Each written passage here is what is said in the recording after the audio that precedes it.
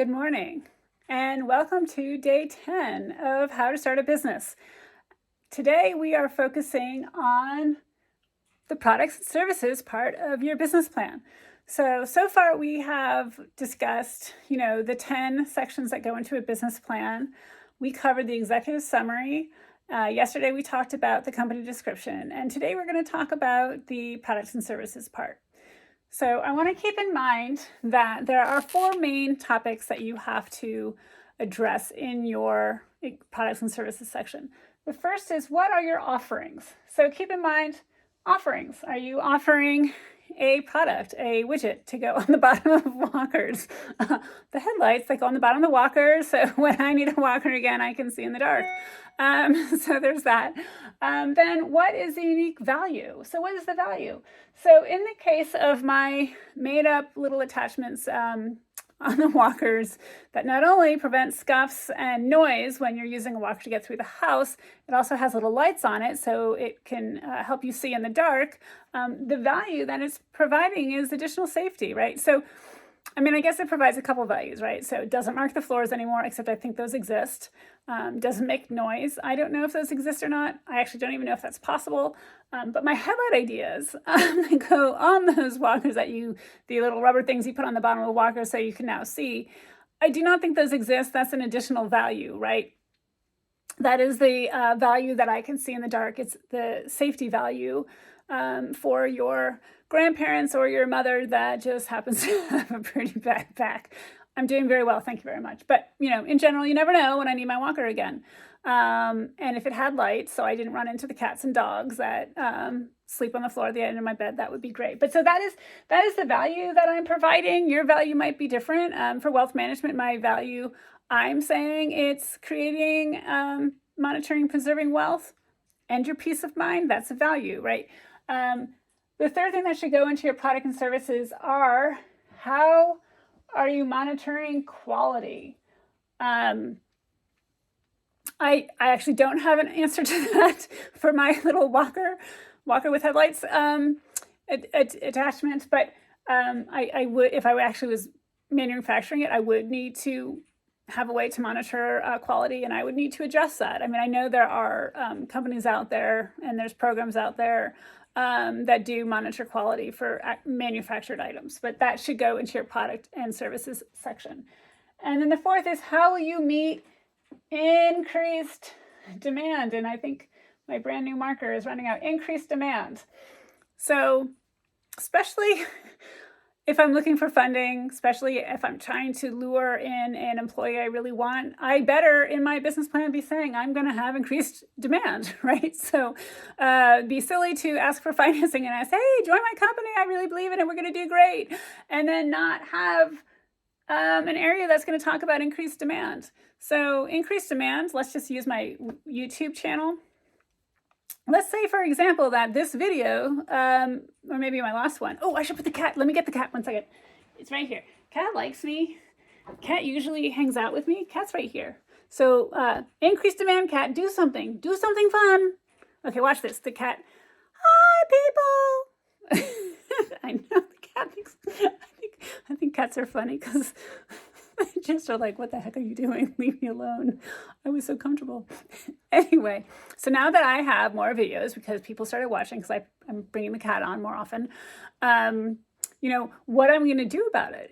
I don't plan on giving up my wealth management business. That is something I love to do, and I wouldn't want to do that to my clients. And again, I love that. I've always wanted to be a teacher, so this is kind of fun. And it's just fun to see where it goes. And I don't think I look that old in the videos. No, I don't want to hear what you guys have to say. I really don't. I'm like asking for comments. You look like you're sexy. You use a walker. No, but anyway, I actually am like, I look at these videos like, wow, I don't look 51. My body might be like it's 80, but at least I don't look like I'm 80. So let's get back. So increased demand. So now I have increased demand. More people want to watch these videos because I've got the cat and I'm, don't look like I'm 80. So I've got lots of viewers. Now, what am I doing with that? I can't be responding to people's comments all the time because I have my day job, right?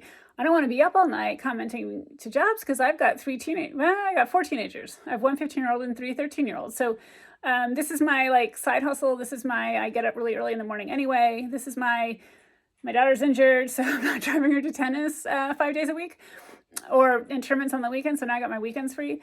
But things change. So I now got increased demand and my daughter's playing tennis again. And how do I manage that? How am I growing this? So thankfully, I think with YouTube, it's not so much that I produce more videos. I actually might get to a point where I can produce less videos, so not one a day, but there would be comments, right? If you guys want to learn something in the business world and I can be helpful to you, I'd love to hear your comments or suggestions for things that you would want tutorials on. I'm planning on doing one on financial modeling because I'm totally a finance statistics person, so that would be good. I don't know how to do that though on a whiteboard. And I don't know how to share a computer screen, but ultimately I'm gonna have to hire somebody if this actually gets big and takes off. And now I've got, I don't know, 100 viewers, 100,000 viewers. I don't know what taking off means either, by the way. For me, someone else might have a clear idea. They want 1,000 followers. Sorry, 1 million followers is the name of the book that I read. 1 million followers. So yeah, how do I plan to meet increased demand? How do you plan on meeting increased demand? If you have a manufacturing facility, you're going to have a second manufacturing facility.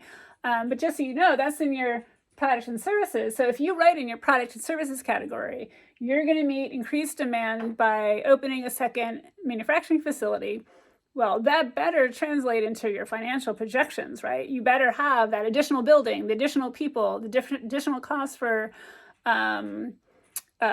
quality assurance and insurance liability. So, these are things we'll discuss, when we get to the financial projections, because there is a lot that goes into, a very simple question: how will you meet increased demand?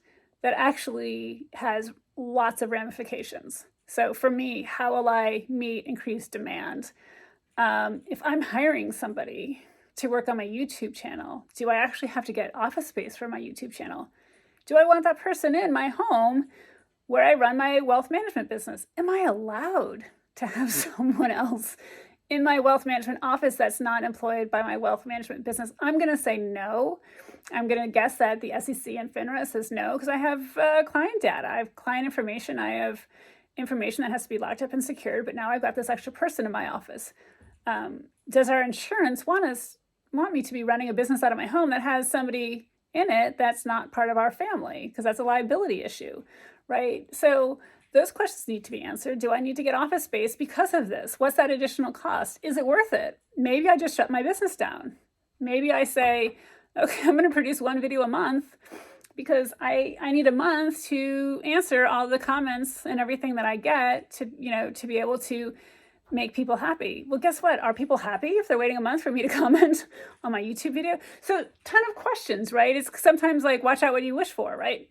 So these are the questions. The answer to these need to be in the product and services part of your business plan, but also recognize they're going to flow through to your financial projections, which is going to affect your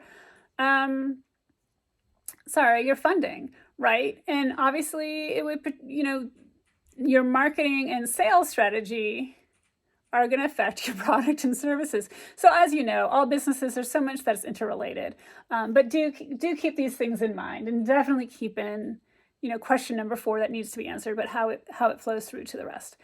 Thank you so much for watching my video. I really appreciate it. I hope you guys all have a good day. Happy Hanukkah, Merry Christmas. I think, I don't even know what tomorrow is, the 23rd, so we're getting very, very close.